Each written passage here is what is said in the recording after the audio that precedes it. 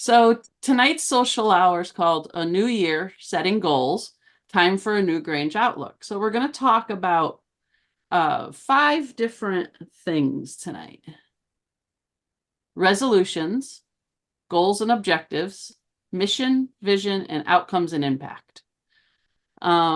Resolutions, a resolution is a firm decision or determination to do or not do something.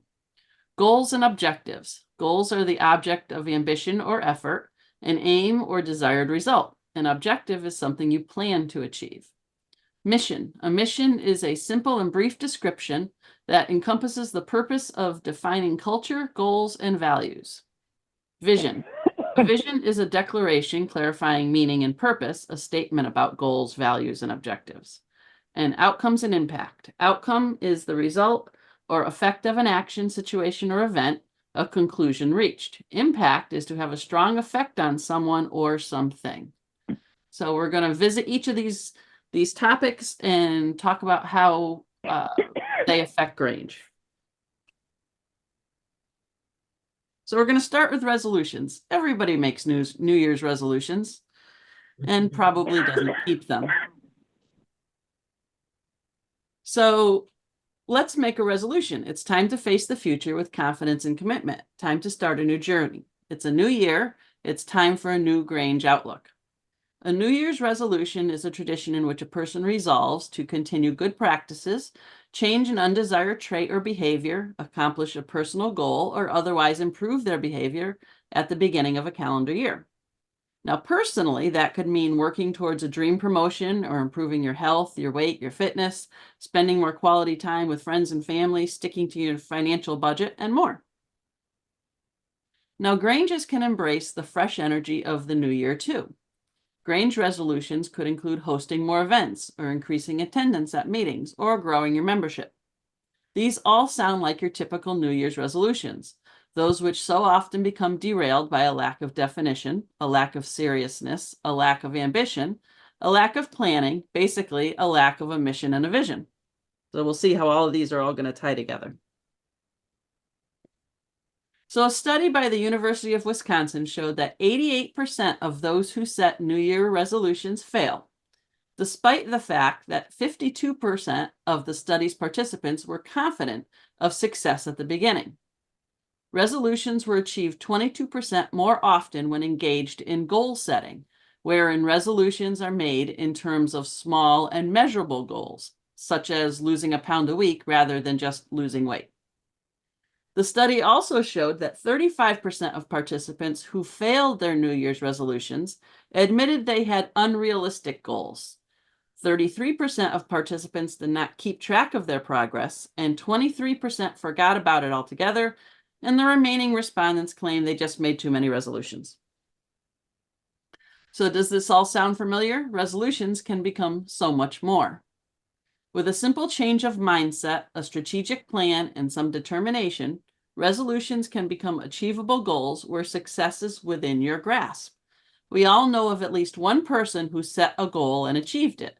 We all know of one Grange who set a goal and achieved it. That person may even be you, and that Grange may be yours. Resolutions are broad commitments without a detailed action plan. Resolutions are statements of what needs to change or happen. Goals are specific, measurable, and actionable targets with a clear plan. Goals are statements of what to achieve and often include the steps you need to take to achieve it and when you want to achieve it by. So a goal without a plan is just a wish. Goals are an endpoint, an accomplishment or target an organization wants to achieve in the short term or long term. Goals act as a roadmap or a blueprint that guides an organization. Goals are critical to growing in a manageable way. Goals comprise multiple components to be effective. At their most basic level, goals define what an organization wants to achieve within a given time frame. For the best results, goals should align with the SMART goal setting strategy. Now, SMART stands for specific, measurable, attainable, realistic, and time-bound. So S.M.A.R.T is a long-standing goal-setting system used by organizations around the world. So the S, specific. Goals are specific as possible to provide focus and clarity. M, measurable. Goals must have objectives and milestones that can be measured. These will serve to mark progress. A, attainable. Goals are realistic. Set ambitious goals that you have the resources to accomplish. Relevant. R, your goals fit the big picture. Goals are relevant to the organization's mission. And T, time-based. Deadlines can bolster motivation. Use multiple shorter deadlines for the best results. So specific, S. Those fall into the 5 W's. Who's involved? What do I want to accomplish? When do I want to achieve this? Where does my goal take place? And why is the goal important? So who, what, where, when, why, and you could probably throw how in there too if you wanted to. Measurable. What metrics are you going to use to determine if you meet your goal? If it's a project that's going to take a few months to complete, then set some milestones by considering specific tasks to accomplish. Achievable. The goal is meant to inspire motivation. Think about how to accomplish the goal and if you have the tools and skills needed. If you don't currently possess them, consider what it would take to attain them. Relevant. A goal needs to align with your company, or in this case, your Grange's objective. Does this seem worthwhile? Is this the right time? Does this goal align with other goals? Am I the right person to be working on this? And T, time-based. Anyone can set goals, but if it lacks realistic timing, chances are you're not going to succeed. Ask specific questions about the goal deadline and what can be accomplished within that time period. The best goals have clear steps to take you from where you are now to getting the results you want to achieve. The more specific you can be when breaking down goals, the more likely you'll accomplish them. When goals are broken down into manageable and measurable pieces, you'll be able to track your progress and stay focused. This helps to ensure that you'll keep working on the goal until you accomplish it. Remember to keep goals realistic and achievable. The fewer goals Granges are working on at once, the better. Try to do too much and a feeling of getting overwhelmed sets in, which can hinder progress. This in turn can lead to feelings of frustration and decreased motivation, and it ultimately can lead to abandoning the goals set because of lack of progress. Also, adding a time element creates urgency, accountability, and motivation. So here's a few examples of goals for Granges. Increase Grange awareness in the community. Raise funds. Recruit more volunteers or members. Recruit donors. Create local partnerships. And I mean, you can add to this list, there's hundreds of things if you start really thinking about it that you can add, but these are a few of the more common things that Granges tend to work on. So a goal, as you can see, is just a continuous path. It's an achievable outcome that is broad and long-term.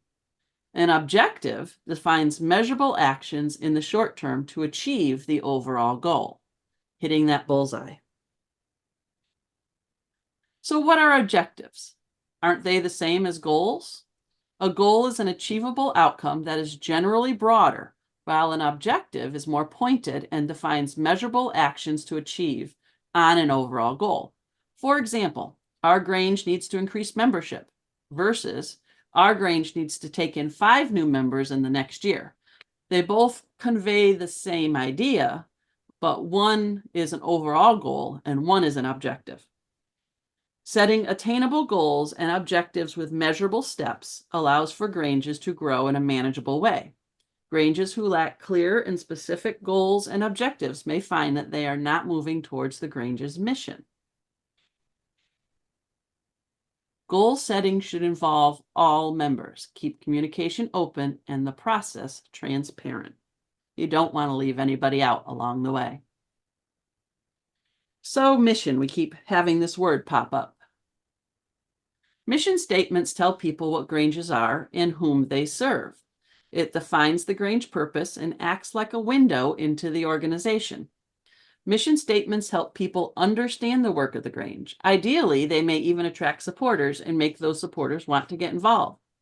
A solid mission statement should act as a beacon. Look at it as the ultimate foundation that members are always working toward. Granges have specific mission statements to follow from the state Grange and the national Grange, and many community Granges have their own mission statements as well. This is the national Grange mission statement. The Grange strengthens individuals, families, and communities through grassroots action, service, education, advocacy, and agricultural awareness. Very short, to the point, exactly says what the Grange does and what its mission is. This is the Connecticut State Grange mission statement.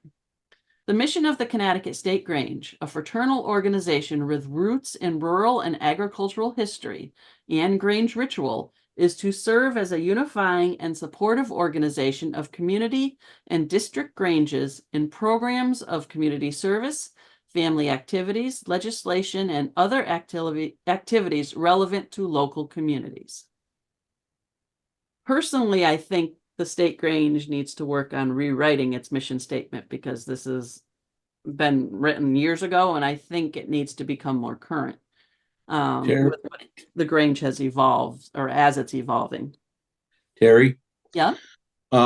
Just a little bit something from my experiences when I did Six Sigma black belt stuff. These mission statements are never cut in stone. They have to be flexible, and you just brought up a perfect point about that. Yeah, they need to evolve as the organization evolves. Definitely. They seem to change every 4 or 5, or at least the ones I've been with, 4 or 5 years. They need to be revised. Yeah. Well, if you look at how many things in life in general changes in a 5-year period. Right. So, I mean, it shouldn't be any different. Yeah. So a mission statement is the definition of the organization, who it serves, what it does, its objectives, and its approach to reaching those objectives. Mission statements are critical because they describe purpose. This is what sets each organization apart from others, and what in theory may set each Grange apart as well. Mission statements are short and to the point, concise, and easily identifiable. Mission statements capture the essence of your Grange's beliefs and values and define it. And this leads to a Grange's vision. So now we're going to talk about vision. Vision statements take the mission statement one step further, thus describing what the organization hopes to accomplish. A solid vision is a shared belief about the future that an organization can create if it achieves its goals. It is concise, clear, well articulated, describing the vision to both those internal and external to the organization. A vision statement inspires members and enables those members to drive forward with the same destination in mind. So this is the National Grange Vision Statement, and it's a few screens long here. It's on the longer side. The Grange in the 21st century will be a preeminent organization. It will commit to the development of the potential in families, youth, and adults of all ages through dynamic programs and experiences that educate, engage, and enrich lives. The Grange will be noted for its commitment to the membership through its enabled leadership, its financial and organizational strength, and its ability to make a difference in the lives of children, youth, families, and individuals. The Grange will be a relevant, caring, and involved part of the community in which its members are located. It will be well known and understood and considered a viable, involved, and distinctive organization. A person who becomes a member can expect to find in the organization a clear and impressive pathway to membership, outstanding fellowship with leaders and respected citizens of the community, the encouragement to meet and make new friends, and the opportunity to lead and be well led. At the state and national level, the Grange will be a flexible, well-governed, proactive partner in support of issues that are relevant to members and the communities in which they live. It will be accountable to and supportive of the leadership and membership at the local Grange. The Grange will be responsive to the members' time, committed to membership growth, and designed for relevance and national preeminence. The Connecticut State Grange does not have a vision statement, or at least that I could find anywhere. To break it down, a vision statement is an idealistic view of how the existence of your Grange affects the community in which it resides, and how its actions can improve said community and thus inspire others to take action. Putting your Grange's vision into words helps keep your entire membership on the same page, while also giving supporters a cause to rally behind. Take the time to assess your Grange's current activities, future goals, and initial reasons for organizing. Outcome. Outcome and impact. The terms outcome and impact are sometimes used interchangeably, but it's important to note that they are quite different. Outcome, which also is referred to as performance, refers to specific and measurable short-term effects on an ongoing basis, while impact adopts a more comprehensive viewpoint of broader and long-term effects. Outcomes are usually predefined and can be measured objectively using specific measures. Impact, however, can be subjective and based on people's feelings or experiences, making it harder to quantify as a result. So here's an example. A Grange took in 5 new members in 2023 versus a Grange is more popular in the community because it took in 5 new members in 2023. The actual outcome is that the Grange took in 5 new members, but the subjective more popular in the community quote is based on people's feelings or experiences. So it's making it harder to quantify as a result. So why is this important to my Grange? Knowing the outcomes and impact that your Grange has is critical to setting expectations and then understanding engagement. Outcome measures should gauge the level of accomplishment of a goal in terms of changes in the lives of individuals, families, or the community at large. This provides insight as Granges can see if results have eroded over time. So an example, a Grange has been hosting a spaghetti dinner every year for 10 years, but attendance has been shrinking each year. So the Grange then decides that the spaghetti dinner does not have the impact that it once had, so they decide to try a new roast beef dinner instead. So basically it's understanding what's working, being aware of what's not working, and making changes to go forward.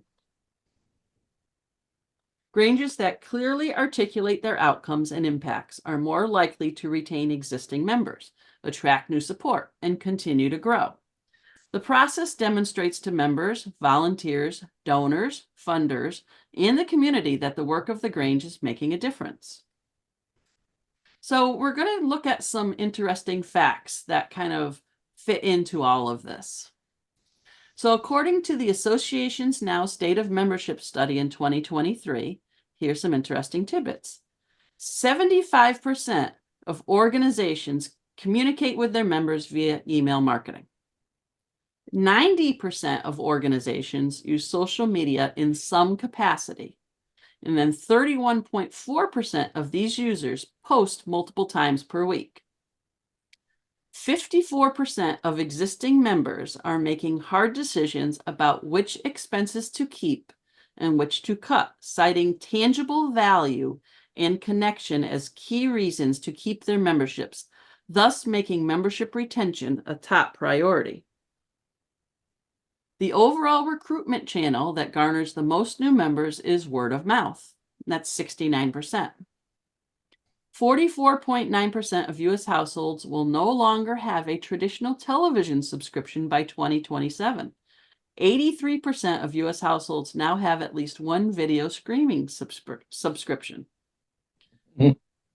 30% of organizations raised their dues in 2023. 74% of organizations are concerned increased dues will negatively impact renewals. 64% of people joined organizations for networking opportunities. The top reasons organizations believe prospects are not joining are lack of perceived value, which is 60%, and lack of brand awareness, which is 39%. So according to a 2022 Stanford study, here's a few interesting facts on donations and donors.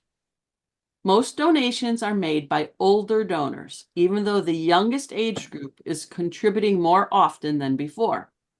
While younger donors became more prevalent, charitable donations continued to come mainly from older donors. Similarly to 2019, about $9 out of every $20 came from donors aged 65 and older. The total amount of donations for those aged up to 24 increased by 19.1%. The total number of donors aged up to 24 rose 22.8%, and they represented 4% of all of the donors, up 8.8% from 3.2% in 2019. This is also the only age group in which tax filers were actually more likely to donate, which is 6.7%, than in 2019, which was 4.8%. Despite the increasing presence of younger donors, their median donation, which is $50, remained the lowest among all age groups. So while more younger people are donating, they're not donating in the dollar amounts that the older people are donating. The median donation amount was $340, which represents a 9.7% increase from 2019. In 2022, Americans gave almost 500 billion, so $499.33 billion to charity, a 3.4% decline compared to 2021. If you adjust this for inflation, the decline was 10.5%. 94% of recurring donors prefer to give monthly, 3% weekly, 2% annually, and 1% quarterly. 63% of donors prefer to give online with a credit or debit card, followed by direct mail or check at 16%, PayPal 10%, wire transfer 5%, good old cash is only at 4%, digital wallet at 1%, and text to give 1%. So I was curious what some of the other agricultural organizations, what some of their statistics were. So we're going to take a look at the FFA and the 4-H just to kind of put that into our minds comparatively. So according to FFA.org, the National FFA organization reached a record high student membership of 945,988 in 2023, which is an increase of 11% from last year.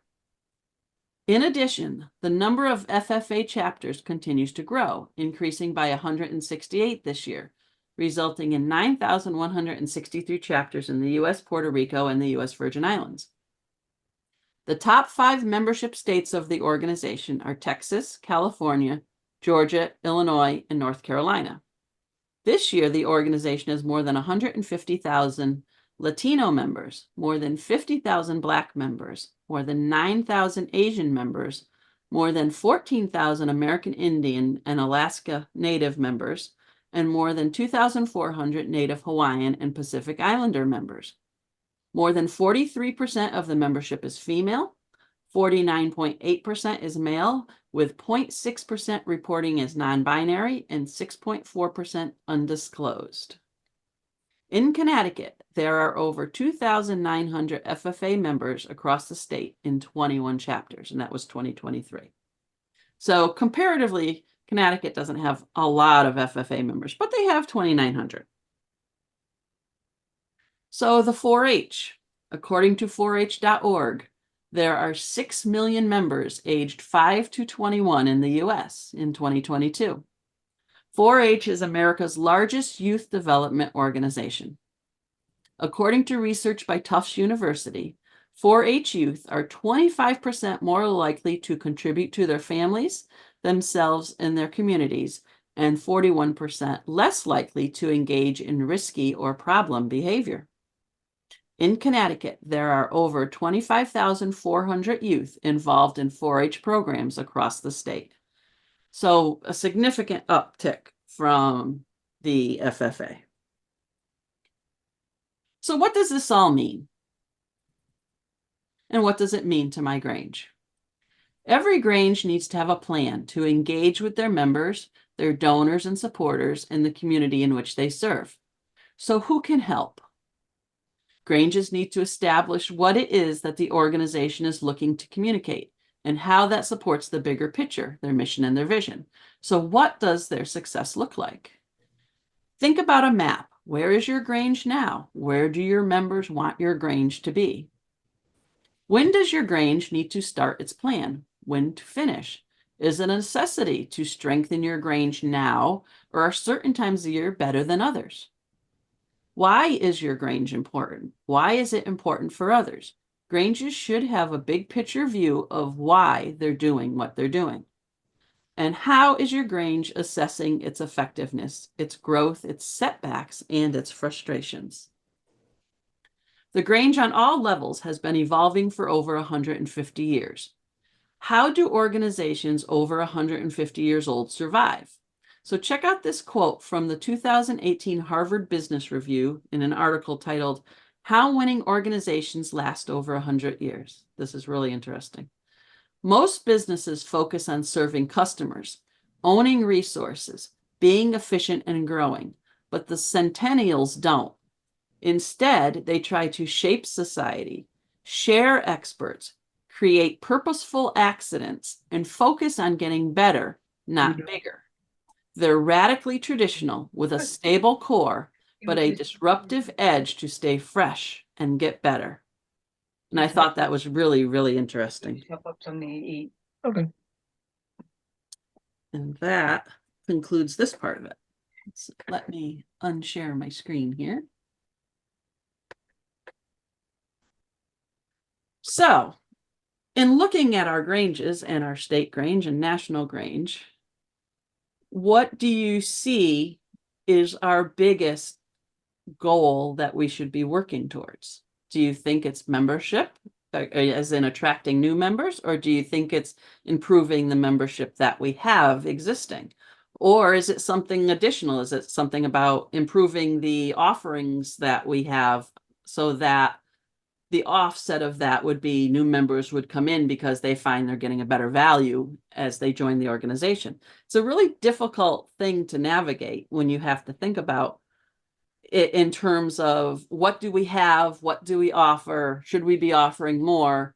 Why are members not joining? Is it because they don't have the money, because it's too expensive? Is it because they're just not joiners? Do they have not enough time? Why are people not joining the Grange? Or is it just because they don't feel they're getting the value out of it? I'd like to hear what other people have to think about that. I actually did this when I was lecturer. It's got to be almost 10 years ago now. I went in and I said, I'm going to take the first about 6 months. And the first month we really looked at what our community had to offer, because before we could even set our mission and goal, we had to know what our community was. And it was surprising because at that point, our members weren't reaching out into the community as much as, now we have a big presence in our community compared to, when I did this exercise with them, we weren't out in the community and there was a lot of, it was, sometimes I went home from the meeting, think I was beating my head up, with what we went through, but it was worth doing because I think it made people start at least thinking about what they did. We came up with a mission and a vision, but it had to relate to the community. And I don't think that you could have, I can't say Riverton's would work for Winchester's. Right. I think it really has to be individual by the community Grange, or if you're looking at the district, you're looking at, trying to look at what's feeding into it and what's going to be the value to them, because you gotta find value first. Right. I 100% agree with that. I think value is it's important to grow your membership, but it's important to find out what your value is first, because otherwise you're just people are gonna join and then go away or not be active or whatever the case may be because they're not getting anything out of it. So I think finding that value is most important. That's my personal thoughts on that, at least. Anybody else want to talk about their Grange? Sure. Debbie? I think one of our biggest things that we really need to look at is membership, because I feel that, like, along with new members, you get the new ideas, you get to find out what they have heard of what our town needs, or towns in our case, because we cover so many. And it's the Grange is shrinking, so active members is what we need. So what do you think would make the members become active? What do you think it takes for a member to be a passive member to an active member? Putting them on committees, set up groups for hobbies. And there's more than that from there. It's a kind of a complicated balance between the inward looking aspects of what do you offer to your own Grangers, and what kind of programs you put on that interest the people in your Grange, and how you engage your own members. And that kind of spills back over into what you do for your community and what you offer to your community. Because let's face it, if you don't do something for your community in terms of outreach programs, you don't get people into your hall or show the community what you're doing for them that will, and then in turn make them want to come and join you. And the more people you get into your hall, and as you're exploring how to attract these members to get to joining your organization, you kind of have to make it clear that they are free to bring new ideas for programs to the table, that you're not enticing them to come in just to do what you've always done and things that may not interest them, but you got to reach out to them and ask them what do they want the Grange to be, so that they can make it their own and offer you new ideas for things that may then in turn attract other people. Right. There's what, 1, 2, 3, 4, 5, like 7 of us, or 7 different Granges represented here, I would guess. No. Debbie and I are the same Grange. Right, and Janet and Bob are the same. Right. And I'm So in I think if you look at the Granges here, like in Taghannock, you have your dances. Greenfield Hill, you have the dinners and things that you put on. Cheshire, you have your fair, which is a big community event. Fair. We have the community service night that's coming in April, and then we have a few suppers during the year, but most of those now are to the hiking club. Right. But I don't know if we have anything else scheduled for suppers this year. And But really, you have all the veteran stuff. But we have the veteran stuff that's all taking part at the senior center, and the new initiative we're trying to push through is really trying to get, like, I'm Generation X. We're looking at Generation X and younger, in trying to get them in there. And because sometimes I'm finding our initiatives are almost pushing some of us out, because it is so focused on just what somebody that's retired and a senior can do. Right. And I feel frustrated with that as somebody that, works and has to, so that was, and that's why our initiative trying with the Makers Fair and trying to, we actually have, and I just sent it to Dave tonight, because I worked with a couple of our newer members last Sunday to take it, instead of just once a month, trying to figure out how we can benefit them, so that you're thinking of what are our 2 big things that we have to work on: membership and fundraising. And those are 2 big things that we keep hearing over and over since we don't do the dinners anymore. So when we were sitting down, we were throwing out ways that not only we can be a benefit to somebody that somebody new to come into us, but then hopefully they will turn around and give back to the Grange, and the Grange can actually benefit off of and fundraise off of what we're doing. Mhm. So we tried to tie in basically three different things, trying to reorganize a few things that we were doing and put in some new endeavors. And that's what, it may not go through, but at least, again, it was setting the using that goal of building membership. And one thing about, like, we're closed down over now till March, or from December to March. Well, the Grange looks dead, and that's not sending a good message to the community, because they drive by it, and when you never see a car over there or you don't see it plowed out, it looks like you're not doing anything.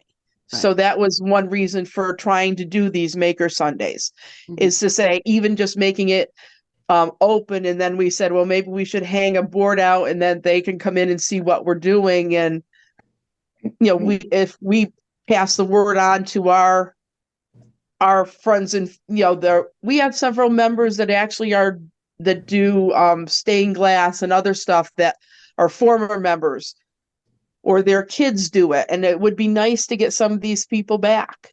Right. I'm thinking, help me with the wording if I can get my thoughts out. The Grange has so much to offer. It's there for the taking, a high value for membership dues. What I want to point out is, comparing to this evening, there are only 7 of us out of the whole state attending. The high value, you put so much work into these, Terry, and they're fabulous.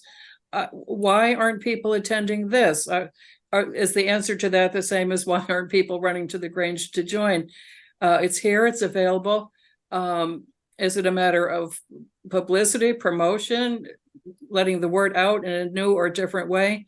So I'm wondering if the two parallel have the same answer. Why aren't people participating?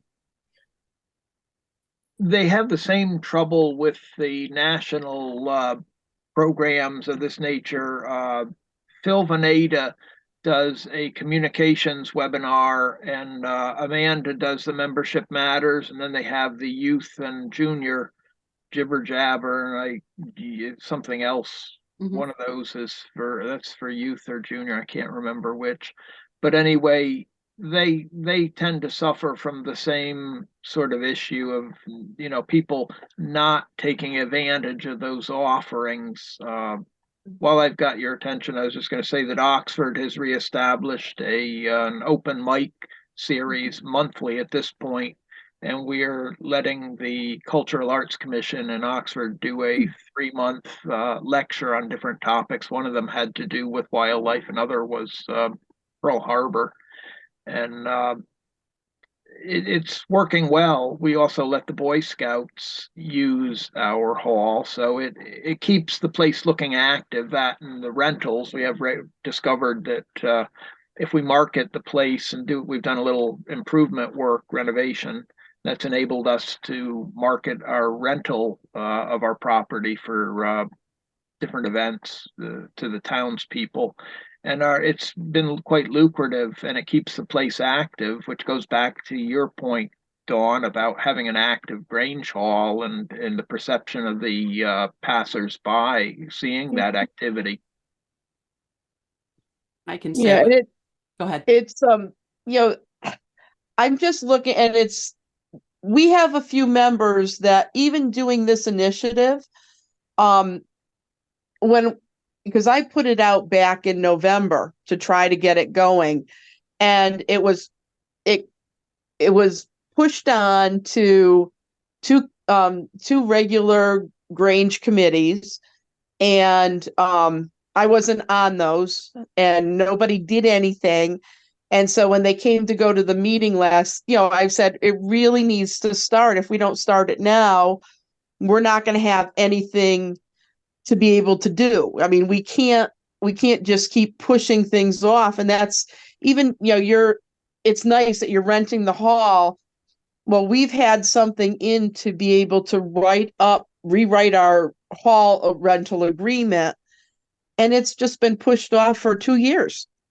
And one of those three endeavors was, what are we going to, because we're not doing it doesn't pay to do the dinners because you almost have to charge double of what you would have charged before 2019 anyway, just because of the additional costs.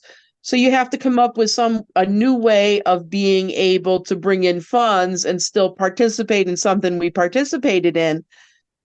But you can't we've pushed it off for 2 years, and I kept like the Grange open in case people came in so they at least know we were around. But it's just, I guess that I'm just frustrated because I want to see the Grange alive, and that was one reason why I guess it was closer to 10 or 15 years ago that I came back to the Grange. I mean, there were for a long time I would only participate in certain events each year. Dinners are And tough. Dinners are so tough because one, you've got to have a good kitchen. Two, you got to have the manpower or member power, excuse me for being sexist. I use that term loosely, the manpower one. I understand, But but it's they're the tough. cost of everything. The cost, yes, It's and not everybody's doing reasonable. dinners. Everybody, our kitchen in Oxford is a disaster. It's got to be ripped out and replaced, and we're hoping someday to be able to do that. But again, we're hoping to do that by pulling in a group such as the Lions that has farther reaching tentacles than we do in town, and deeper pockets, and maybe getting them to aid us in the push. Well, and sometimes the big dinner is not the big thing. So I remember with the Grange Fair, when Phil moved away and was no longer there to do the Grange Fair dinner, my other two sisters had always helped him. So one of them stepped up and she says, "You know what? We're not going to offer as much, and we're going to do just this, this, and this, and we're going to charge the right amount for it." And they actually made just as much, if not more money from doing that. So sometimes you have to pare down and see what is reasonable to sell, because you can't do the dinners unless you're going to double the price of what you were charging. Yeah. I mean, Barbara's trying to Yeah. jump in. Yeah, Barbara Yeah. has thought. Barbara is having a fit here. You're talking about two different things. You're talking about fundraising and you're talking about membership. And we give our hall. We do not charge anybody for the use of our hall because that's on the bringing in membership side. We do our fundraising outside of the hall. Yes, we try to make money on the dances, and if we do, we're happy. But if we break even, we're happy. Yeah, Debbie collects the money. So you're talking about two different things, and you have to treat them differently. okay. We have gotten, what we get, 5 people in from the broadband committee that we allowed to use the hall. It was a task force, not a committee. Broadband task force. They used the hall. I'm trying to think back who else, but we have people coming in that way. We put programs on in the hall and have people come in and do not charge for them. It helps. They feel more comfortable and more comfortable. You have an I felt- interesting model, and it works for you, it just goes to show that different models of operation work for different Granges because everyone is Mhm. different. So Yes. it's Yeah. like, whatever works, go with it. Yeah, I But mean, one I kind of like what she was saying, because when I'm looking at what I'm going to be trying to sell next Friday is we basically one reason we wanted to do 2 weeks was one, what we're going to be making stuff for the Grange to be selling at our bigger events. And then the second week, makers can bring in their own stuff and sell it. So we're not charging them for having a table to advertise and hopefully get other people walking through where we're not going to be charging. So I like the way you describe that. Now I just have to figure out how I can use that to promote it next week. So I like that. Some Granges have extremely expensive operating costs, like Karen's Grange, Greenfield Hill. Oxford is facing some rather extensive needed repairs. And we have just found that rentals are like a cash cow for us because our town is starved of a good place to hold meetings and events, and people just seem to come in and they love renting from us. And we're just creeping up. We're playing with the idea of being fair to the market for rental of a space for however many hours, but we're raising our price in increments just without being greedy to see what the market will bear. And we found we're upwards of 225 per rental, and we get 3 or 4 a month. And all of a sudden we've got money in our bank account. We're not worried about what's going to pay the next oil bill when we have to shell out $1,000 to fill the tank.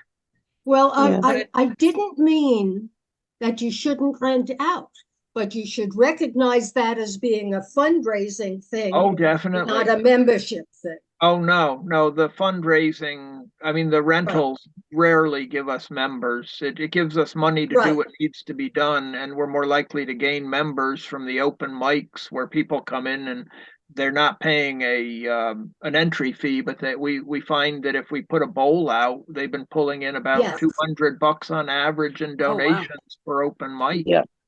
Yes. That's I just want to say, Mhm.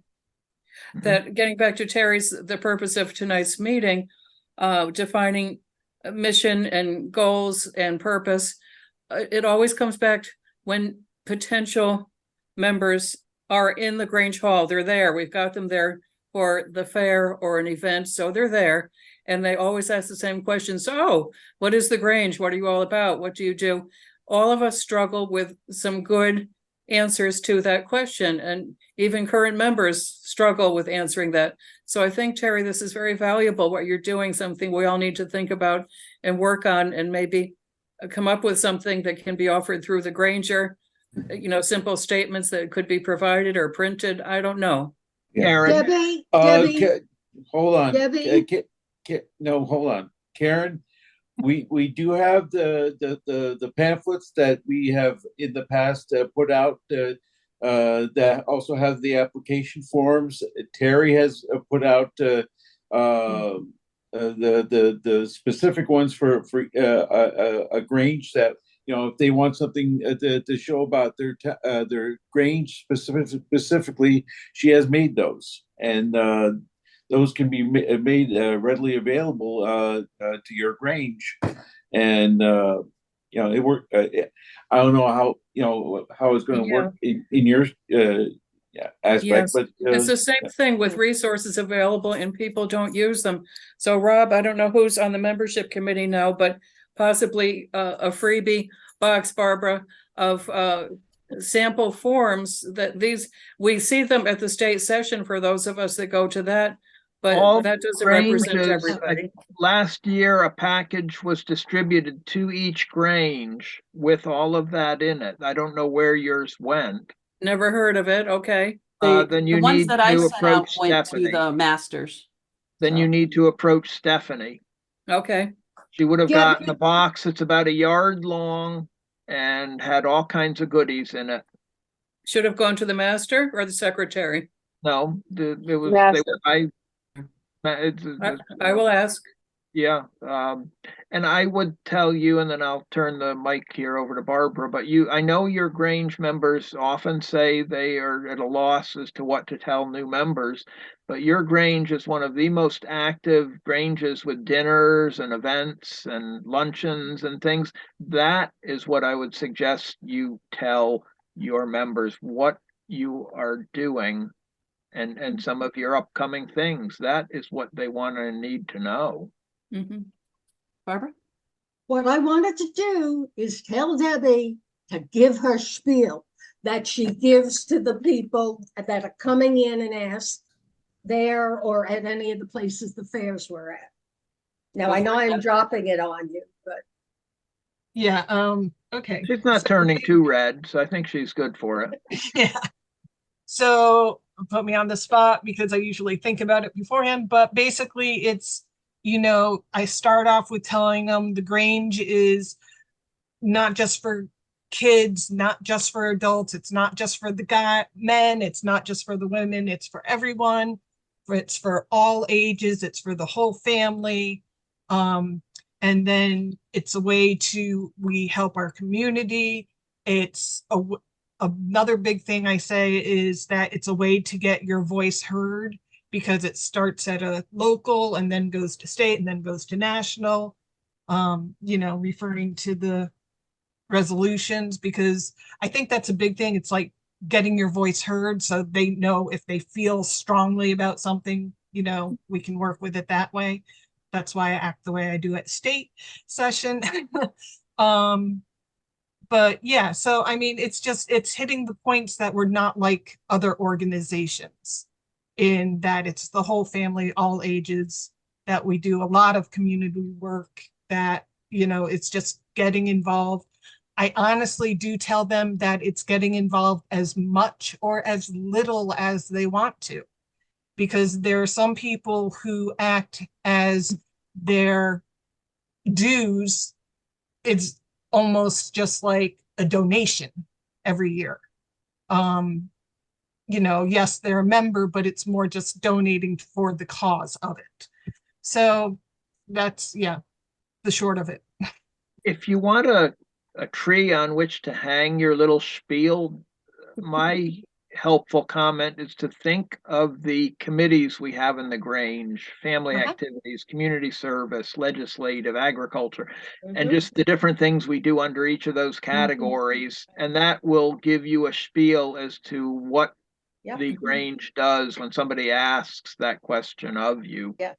That is very, very correct. Yes.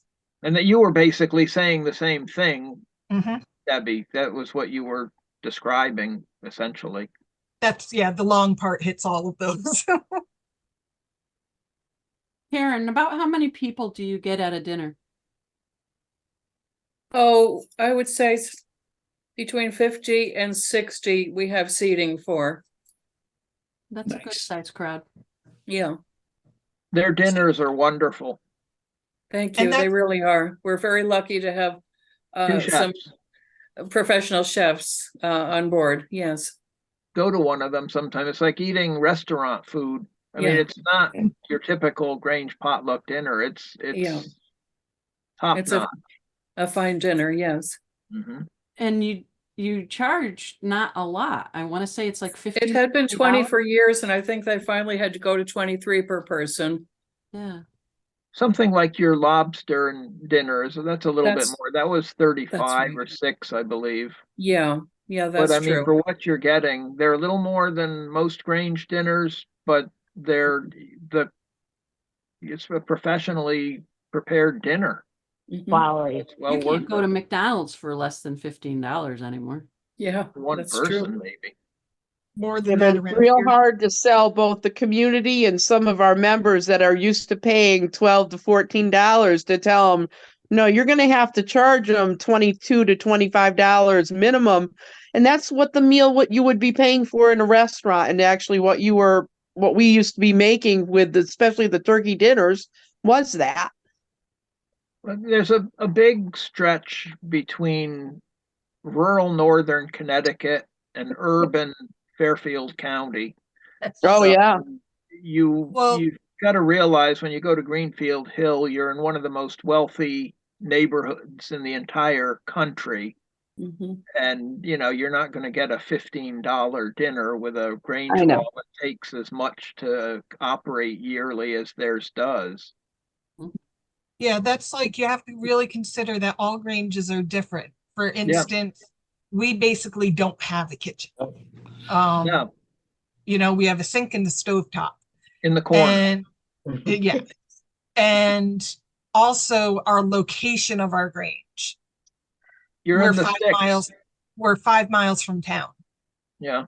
Greenfield Hill is what I call a high rent district. Right.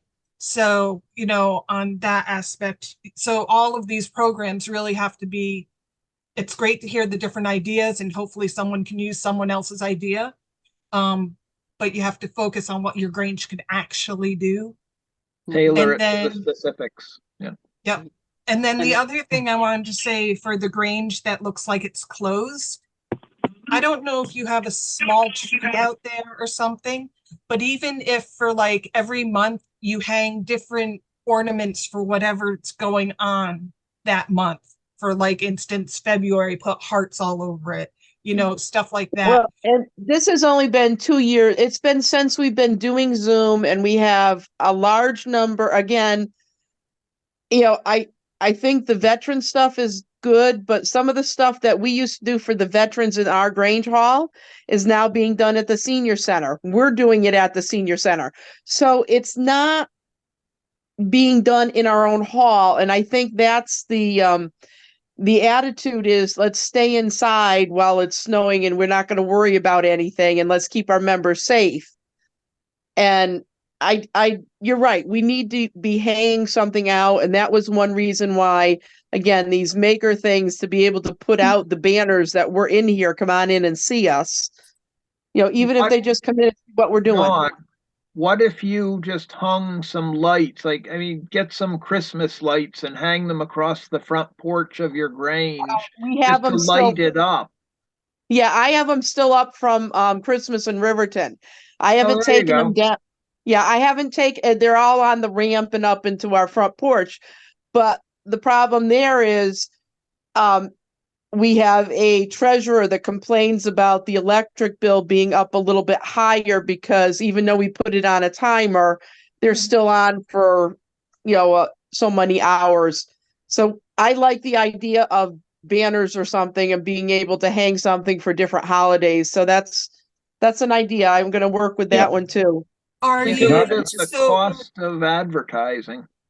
so are you actually, you are doing things these months, but in a different location? Yeah. Okay, Yeah, it's so like why every- not? So take a sandwich board and put it out there and say, join us Yeah. this day at this location. How So many people who people are going by your know- Grange at least know you're doing something somewhere else. How many people in town know that what you're doing at the senior center is by the Grange and not by the senior center? That's your problem. And that's been my Uh, complaint, is because they often think it's the Lions doing it or the Well, senior center. That's and I think- Dave, because Dave is Yeah. at both of them. I And think it's, Well, I just, when we're talking getting about these different topics, I haven't heard mention of, and I was so happy to see it in Terry's prepared notes, the word agriculture. It hasn't come up in any of our discussion in the last several minutes, but when I define the Grange, I always make sure right up front, we talk about environmental and agricultural issues. And that is the hook for the people that I'm talking to. They want to hear that that makes us different and special and unique. So I just want to remind us all to include that in when we're promoting the Grange, please. Good point. Use the word rural also. Very, it's not going to work in a couple of your Granges, but here the word, we are concerned with the rural community. Mhm.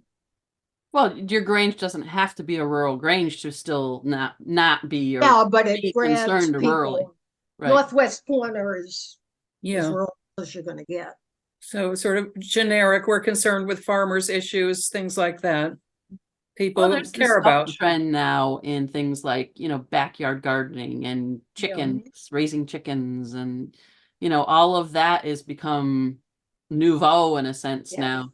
Right. Environmental concerns like the pollinator luncheon that you had, Mhm. Karen. Yeah. That Yeah. attracts a whole different crowd. Yes. Yeah, but it's See- still agriculture. Right. Yep. I don't totally agree with you, Karen, because when I'm talking to people, I start with, this is how it started back in the day with the farmers and doing this, this, and Yes. this.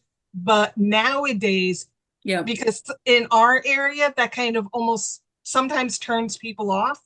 So I have Mhm. to say, but now we have, lawyers, politicians, teachers, small business owners. So they realize it's not just farmers Yeah. anymore.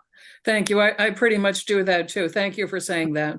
Yeah, that some of us have been in the Grange long enough to know that if you harp too much on the agricultural, you turn people off because they think that if they're not a farmer, that they don't belong in the organization. And But the environmental has been the big turn is even for farming. To me, the big selling point is sometimes talking about the environmental aspects of it, as opposed to the old time what you used to discuss as a farmer. Right. I think that looking at it from uh, an overall bigger picture, I think that's what we need to keep in mind in many respects, that we do support agriculture, we support the rural, we support the environment, we support education, we support these legislative initiatives that may or may not reflect that, depending on which one it is. But I think we need to keep in mind that this goes back to the whole point on values, that every Grange has different things that they value based on their communities. And that's what I think we need to focus on, is to find that, yes, we support all of these things and that we have the ability to make a difference. And we have made a difference in many of these.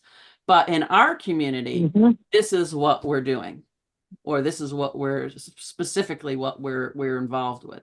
And I think that is how we need to attract people in, because if in Fairfield everybody's into backyard chickens and you have an event on backyard chickens, then that's specifically what the people in the community are looking for, because that's what they're doing. Where, up in Winchester, we're a whole different thing up there than a lot of the other Granges, because we concentrate more on community service and that aspect. And one of the things we're doing now is we're starting to rent our hall to a church every Sunday, and that's good. That's going to be enough money that'll support us. I mean, we're going to get like $800 a month from them, so I mean that's a lot of money. So that means that we don't have to bust our backs to do smaller events and things to raise the money, because that will be our security blanket in a sense. So it's like I said, like we've all been talking about, it's different depending on what your Grange is and what your Grange is doing. And I think that is something we need to talk about more, is that Grange is not the same for every Grange, not necessarily in the state and not in the country particularly. I mean, if you look at some of these Granges out in Washington State and California, they're very different than the Granges on the East Coast.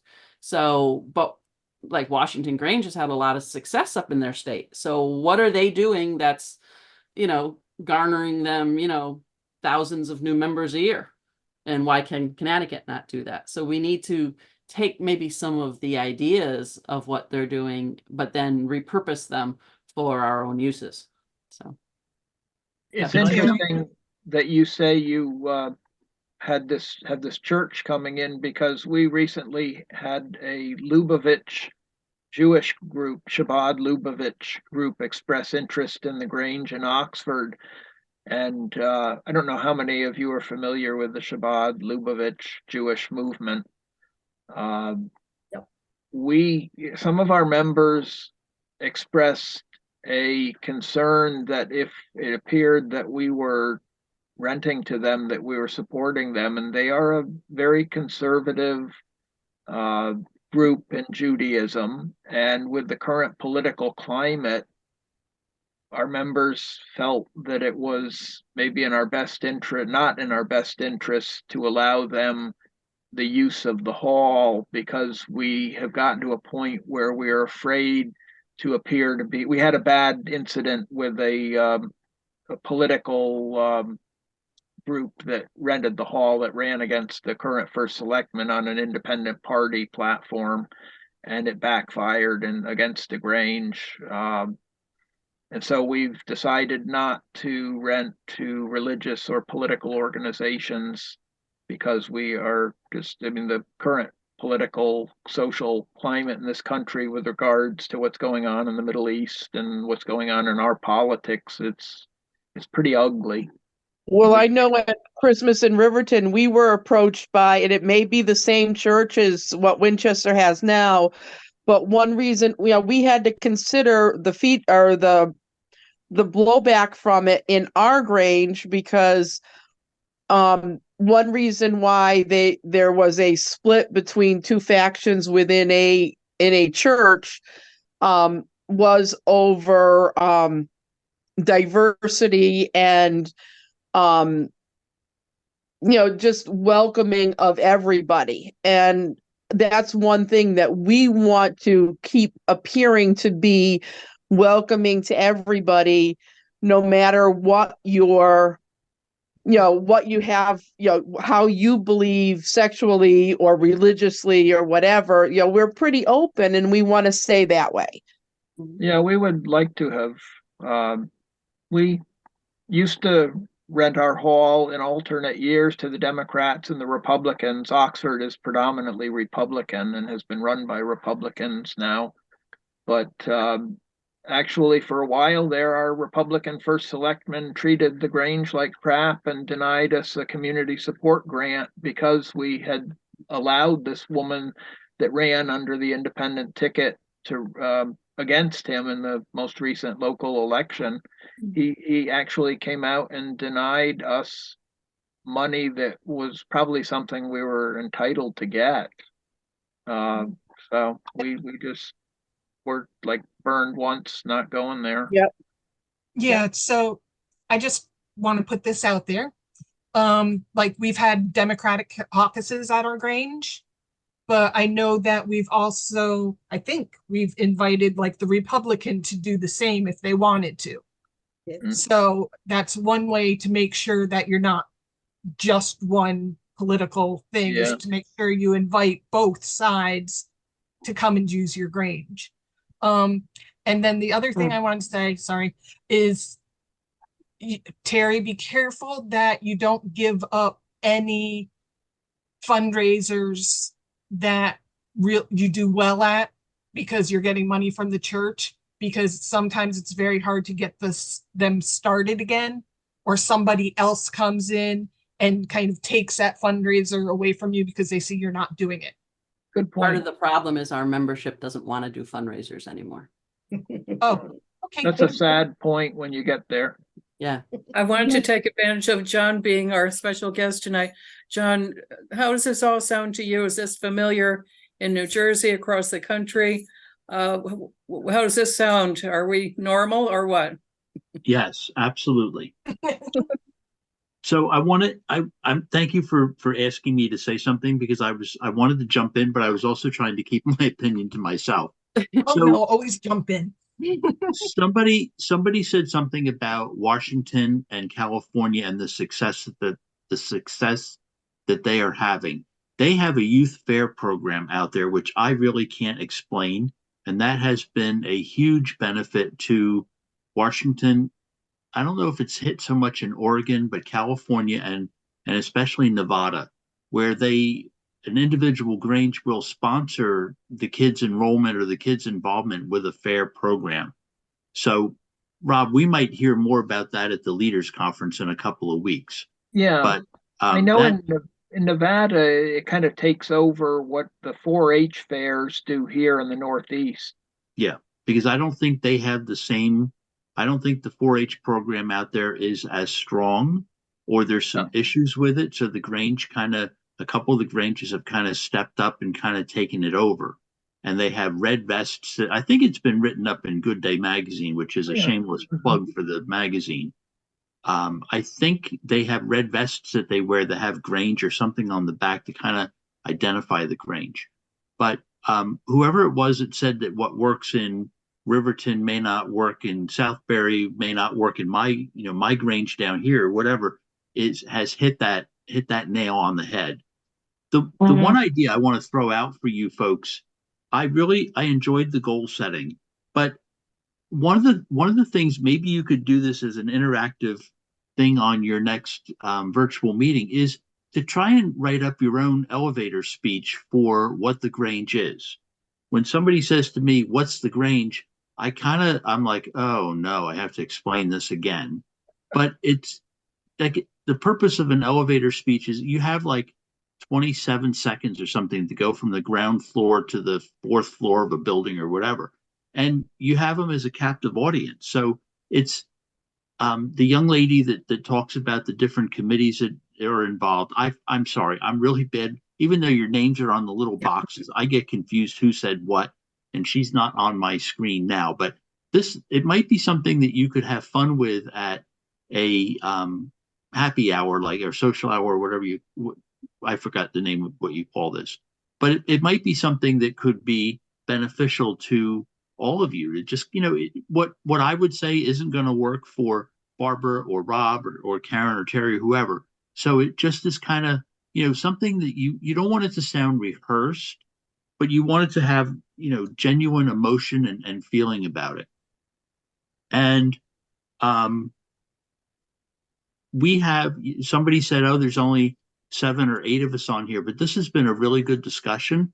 And I was encouraged because we have these quarterly. We started them during COVID when a lot of the Granges weren't meeting, and I wanted to try and keep the Granges connected together. And some of ours are well attended. We might get 25 or 30 on here for it. And then we've had others that there's only 10 or 11. And sometimes you get better conversations when there's only 10 or 11 of you than you do when you've got 30 people fighting to express their opinion. Definitely. So I'm so glad I saw this on Facebook this morning, because I'm like, I want to be on there. I want to see. I really admire the Connecticut Granges. I read your newsletter from front to back, and I really enjoy seeing what's going on. It's well done, and I just really enjoy now having something like seeing names and Grange names and everything. It kind of helps me put things together. And the last thing I'm going to say, that I got business cards for National Grange, and on the back of it says the National Grange is a fraternal organization that is the nation's oldest rural and agricultural advocacy organization. The National Grange has been a vital force since its founding in 1867 in elevating rural interests.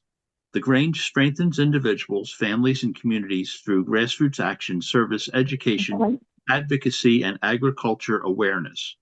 Across the United States, there are more than 140,000 members throughout about 1,400 local Grange chapters. So that kind of is a really good elevator speech on the back of a business card.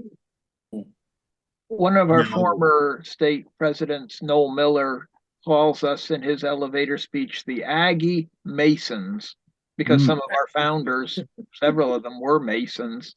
And that rings true with a lot of people who are familiar with the Masonic fraternity anyway. Yeah, and if you actually, some of those people come in at later in life, and then they start doing, I remember when they would start to do some of our degree work and some of our stuff, and it's like, oh wait, that doesn't quite sound the right words. And I think that they were mixing words.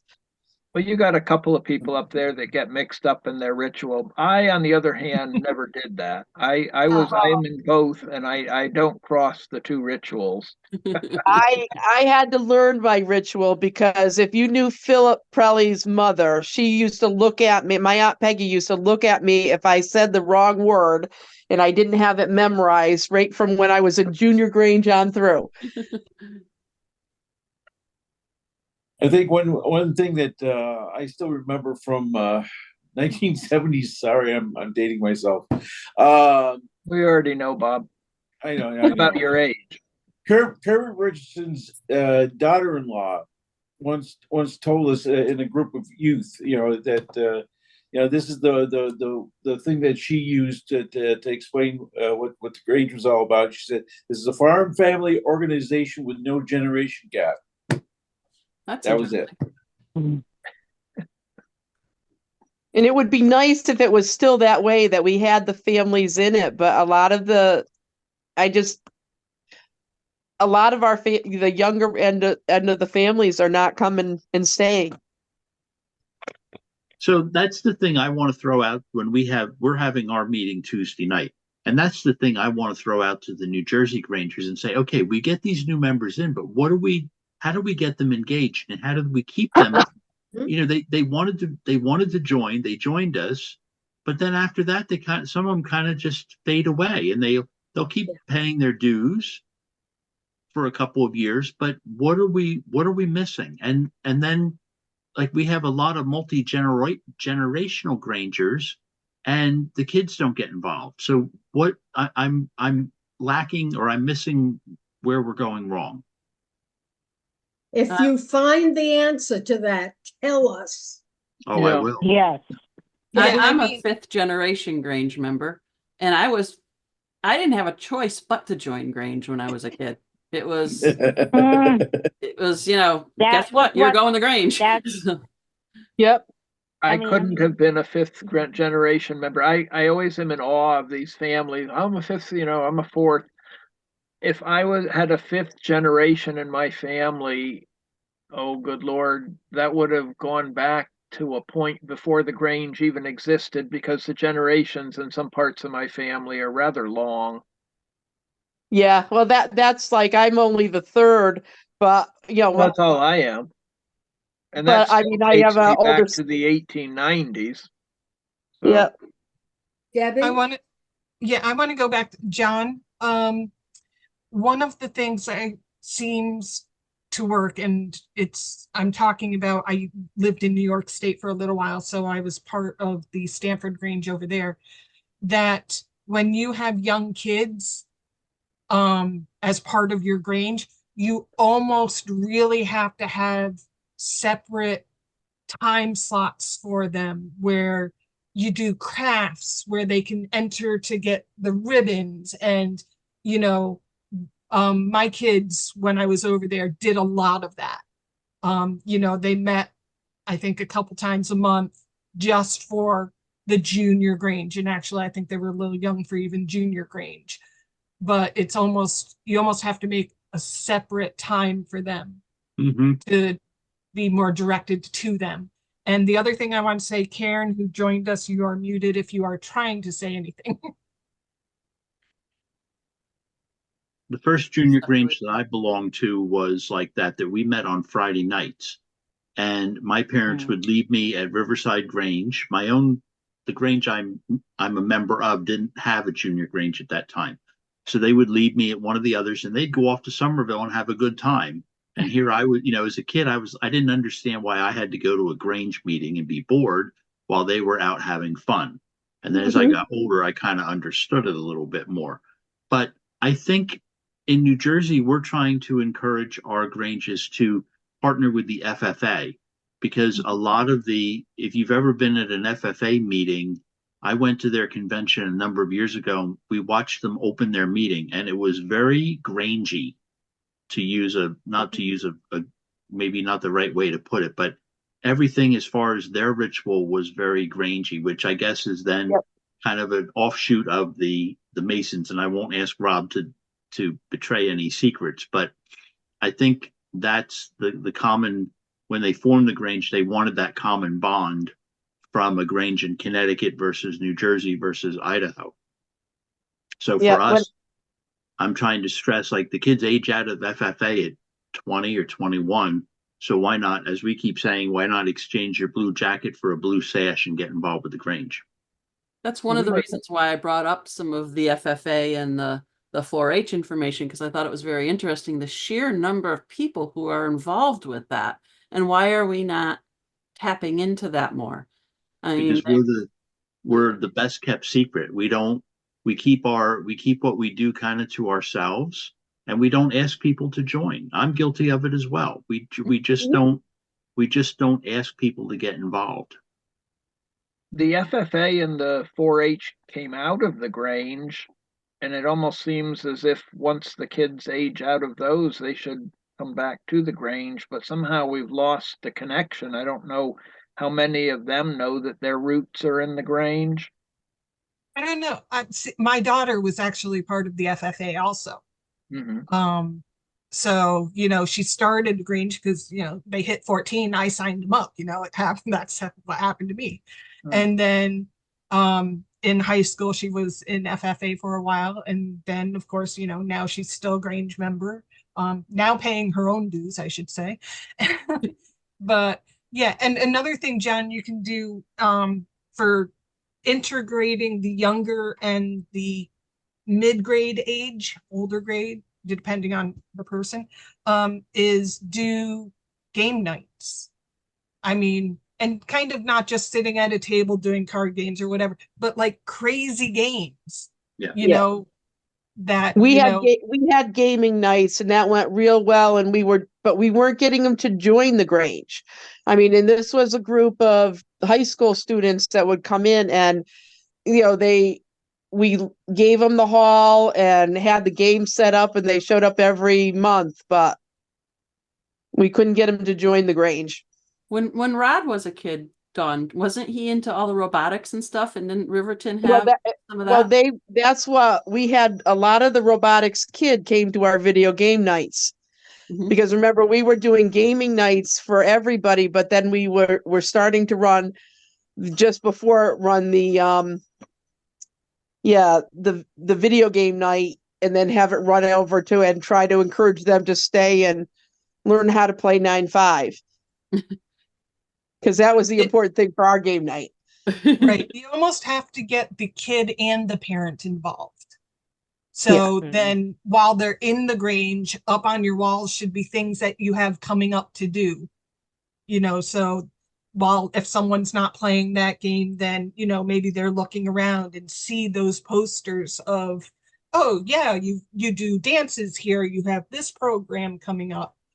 You know, it's kind of because everybody has their own interests, so you have to really try and get them for one thing and say, oh, yeah, well, what do you like to do? Well, take those suggestions or have a big bulletin board saying, what would you like to do? Yeah. And internal communication is just as important, if not more so, than external. And membership retention being such a hot topic these days, I think that that's something that Granges need to do and to look at more, is to promote what they're doing to their own members. In Winchester, we have 200 and something members, of which we see, 20 at a meeting. So what are the other 180 doing? And do they even know what's going on? I mean, we send out a mass email, but do they get it? Do they read it? Should we be sending something printed to the people who don't have email? Probably. But I mean, I think it's internal promotion as well as external are both equally important. Definitely. So, well, folks, we've been going on for a little bit here, but it's been a wonderful conversation. And I do thank everybody so much for being here tonight. And thank you, John, for coming and participating with Yeah, us. thank you, John. We appreciate it Yes, very much. thank Thank you, Terry. Thank you, John. Thank you for allowing me to be part of this. This has been a lot of fun tonight. Thank you. So Yeah, our and- next and- one, to do a little advertisement here, is going to be March 28th. And it's going to be a Zoom that we're going to be talking about the history book that we're working on for the state of Connecticut, and where we are with it and where we'll be at then. And we're moving forward. We're into the next phase. So it's starting to come together, and we'll have some Great. surprise sneak peeks for everybody to see what it's looking like. And we'll see you hopefully at the next one in March 28th.